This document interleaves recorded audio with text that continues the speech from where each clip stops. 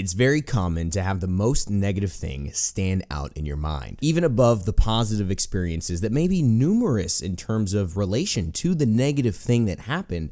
It's very easy to overlook those and focus on the bad thing in the present. In fact, a lot of times it defies logic. Looking at one bad experience and discounting 5 other really good experiences logically shouldn't make sense. You should say, well, that's 4 for 1 in my favor. But for some reason, that bad time, it sticks with us and we get really amped up about it. And that's when we hop on our social medias. That's when we go to Reddit and post in the forums. And honestly, that's when we BM in game. That's when we give up. That's when we say, this sucks. I'm over it. You guys suck. We start pointing the finger and we start blaming others as a result of this negative experience, because inherently, it's just not fun because it's negative. Listen, I expect you to go to a bad movie and tell me how bad it was. I get that. I don't expect you to praise a crappy game that you went to watch and wasted 2 hours on that was just a blowout. That totally makes sense. But when it comes to matchmaking, I think we often do ourselves disservice by blaming and focusing on the negative matchmaking opportunities and discarding not only the good times that it is, but also applying a false sense of perfection to a system that's inherently, I think, just not perfect. So yes, if you hadn't had fun games in Smite, you wouldn't actually still be playing. If every single game that you've ever played was bad matchmaking, it obviously would not have you be playing and caring about the game or the community at this point. You would have left years and years ago if you've been playing for that long like I have. See, the thing is, with positive experiences, which I'm guessing you had to have had a majority of if you still care and play Smite. If you've been playing for years and you've had a majority of negative experiences, I just find that odd, and I'm probably sure that that's a very low percentage of the community, especially watching these types of videos and caring about the community, or even just playing the game consistently enough to complain about it. So it's very odd, of course, to know that with something that's provided us more good than bad, that the things that we talk about most are the bad. Now, I think that's good because as humans, we want to push the envelope. We don't want to settle and let things be just A-okay the way they are and never, move forward and improve. I think that's always a good decision. But I think that the conversation oftentimes creates a tilting perspective from outsiders and also people who are currently in it that makes it heavier than it actually is. I mean, you guys know those arguments. If you got a girlfriend, if you have a wife, you know those arguments that start out about why she didn't cook a potato the right way, and suddenly you're starting to question your marriage after 10 years. I mean, all of a sudden, we easily can make things that are small turn into big things, and it's maybe an underlying reason that's behind that, but it doesn't necessarily mean that the mean thing is the big kahuna, right? You could slice potatoes any way you damn want. At the end of the day, if that's my dinner, I'm still probably going to eat it. So we make matchmaking on specific negative experiences that we kind of highlight in our minds and that are probably highlighted around the community as a thing to pay attention to, the bad moments of the game. And we start looking at that as the big deal, right? The big kahuna. Although we've got all this other evidence that this game has been fun, valuable, enjoyable for me for a long period of time, and that's why I'm even here and caring about it in the first place, we start to look at the potato argument and make this about whether Smite is even playable. Can we even continue this game? I'm done with ranked and this and that. All the comments that you see, across Twitter and everything. And to me, I'd like to offer a different approach. I'd also like to just provide some caution to doing that and some of the potential pitfalls that I think most don't recognize when they go down this path of thinking. But I'd also like to just add a different perspective that one can take when concerned about matchmaking and concerned about relative balance in games like this. I think more so and more so people are starting to understand that balance, like I've mentioned a lot before, is an ever-changing state. It is a teeter-totter, right? And so as one thing goes up, another will come down. That is the nature of enhancing one thing that is directly in conflict with another. For instance, in Paladins, we see as frontline champions get stronger and do more damage, flankers who can do damage but have much lower health pool are less valued. And as we see flankers get stronger, we know damage dealers are less safe because, of course, flankers have mobility and additional damage to compete with them. As supports drop down, we see the frontline sustain fall down as well because they're not as good at keeping themselves alive. Despite the damage that they do, their sustain is less relevant. So it turns into this wheel of everything affecting another. When you buff one hunter, you may nerf another. Or when you buff one guardian, you may nerf a certain warrior that's typically played in the solo lane but is very bad against that specific Guardian lineup.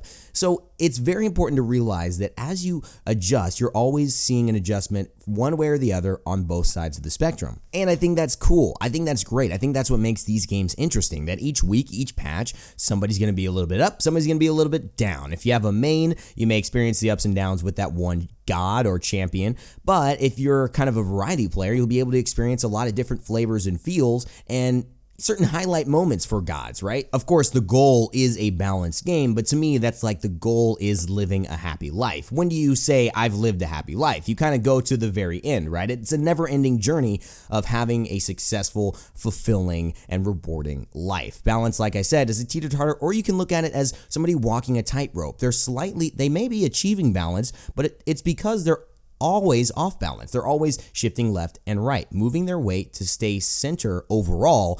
But if you look at the small parts of them, a lot of them are off kilter, off the side, and that's just the way it is, right? That's a good metaphor, I think, for looking at balance and kind of understanding that whole aspect. And I think it's also realistic to understand that it's not perfect and that people make mistakes and that sometimes a god gets a buff that's maybe too good, and some people can see those ramifications coming from a better perspective than others, and sometimes a buff or a nerf happens to a god that really shouldn't have had it in that way, and that happens as well. It's a part of the game. It's a part of human error, so I would expect that to be in every single game that you go to forever. I think the application of balance and understanding that process to matchmaking and understanding that process is that they're both in flux, and they will have good days, they will have bad days, they will have moments where things are better and moments where things are worse as a result of the changing ecosystem that they exist in. So let's take an example from today and how or how not to handle matchmaking when it comes up as a potential issue for you in your games. Earlier, I was actually playing on stream, and I know a lot of people were watching the stream and also getting into my games when I was playing Conquest, Cute Conquest, for like one of the first times in a long time. So I took a group of my Raynstorm clan members in there of all varying skill levels. One was very good, one was not that good, one was pretty average, right? It all balanced out, and we ended up going against another team. After a very, very aggressive laning phase, trying out the new Xbalanque and getting a first blood, actually getting 2 kills onto the Hunter and the support that we were fighting off against, I ended up seeing the Hunter actually start messaging me and say that he gave up on this game, and he blamed it on matchmaking. He blamed it on the fact that it was me he was playing against, but I don't really have much of experience in the last year and a half in Conquest, and especially in Season 4, so I'm actually at a bit of a disadvantage more so than most people, and we weren't communicating in voice comms at all. It was just, I'm just playing, I'm seeing what you're doing, and we're using VGS. The other thing that was a little strange is that he had a late game god. Now, Rama's okay, decent early, but everyone knows that Rama really gets going late game. And so to base how you're going to experience your late game off of your early game and then blame your matchmaking, I think is also a bit of a fallacy and not the right attribution of what's going on. Another reason is I may be playing one of my stronger roles and stronger gods, and he may be playing somebody that he's not as strong on. So his ability to compete with me, although we have very similar MMR and should be performing at the same level, is different this game because I'm on somebody I'm comfortable with and he's not. That's another big example of why matchmaking can sometimes fail. When you get a team full of guys who are like, oh, I'm going to try out the new god, or I'm going to play this thing because I don't know, I need to get them to mastery level 1 or something like that, right? That could throw matchmaking off because they're bringing you into this match based on your performance in a certain field. And if you actually switch fields at the very end, then you could be in a problem and throw off the whole system. This is really evident in Paladins, and especially in our playtest, where we'll have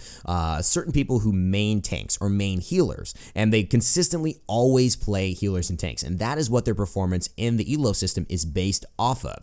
And then when they have an occasional game, because hey, they're human, they want to play the game, they'll go to a damage dealer, and then somebody who's meant to be a really good damage dealer to compete with the enemy team is actually now the tank or the healer. It means that the whole system is screwed. Like, that damage dealer on the enemy team is going to basically run over the person who's playing damage once, but is the usual main healer or tank, and that is going to throw off the game's equilibrium. But to finish off the video, I want to talk more about the initial assessment of matchmaking as the core issue and using it as a cop-out. That's really what this is all about. Maybe trying to elucidate some of the points that are more finer about how matchmaking works, how it can be misconstrued as being the issue or the main cause of a problem, how a lot of people turn their attention to the negative moments rather than avoid remembering all of the good times that matchmaking was great and was on your favor and gave you a fun game. And also just understanding that it's a consistent up and down balancing act and never perfect in any one scenario. So the main point I'm making is when you give in to matchmaking being the reason you're losing, you don't look for any other ways to win. You don't look for any other opportunities to grow or what responsibility you could have taken or what happened on your end that could be corrected for next game.